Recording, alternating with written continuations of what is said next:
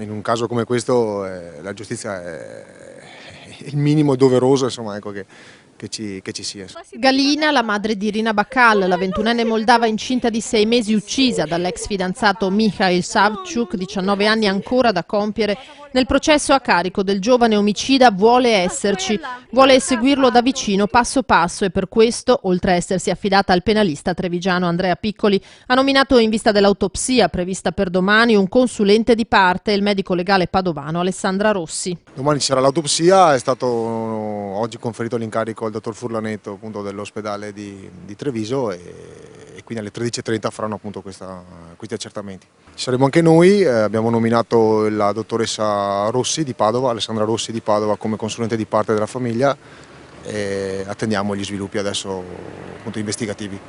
A eseguire l'esame del corpo l'anatomopatologo Alberto Furlanetto, incaricato oggi dalla Procura, consulente di parte per la difesa Giulio Lorenzini, medico legale di Pordenone. L'autopsia dovrà accertare molti aspetti, il principale dei quali probabilmente se Irina sia stata uccisa davvero lì, in via Manzana, come raccontato da Mikhail, o se nella dinamica dell'omicidio non emergano invece elementi tali da ipotizzare la premeditazione del delitto.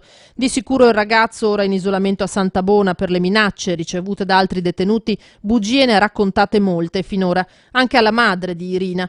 A scomparsa già avvenuta le aveva detto che se non riusciva a rintracciare la figlia era perché era in giro con un albanese. La donna, chiusa nel suo dolore, è sconvolta. E comprenderete, insomma, che è totalmente sconvolta, così come anche la sorella, appunto la zia di Irina, sono lì. Insomma, è una situazione molto difficile in questo momento. In prospettiva la famiglia di Irina chiederà a Mikhail un risarcimento. Quello è un aspetto che vedremo a suo tempo. Sì, certamente sì, ma lo vedremo a suo tempo. L'obiettivo per ora è avere giustizia in sede penale con una giusta condanna. Sicuramente quando sarà il momento chiederemo che Mihail venga condannato con la pena che si merita per quello che ha fatto.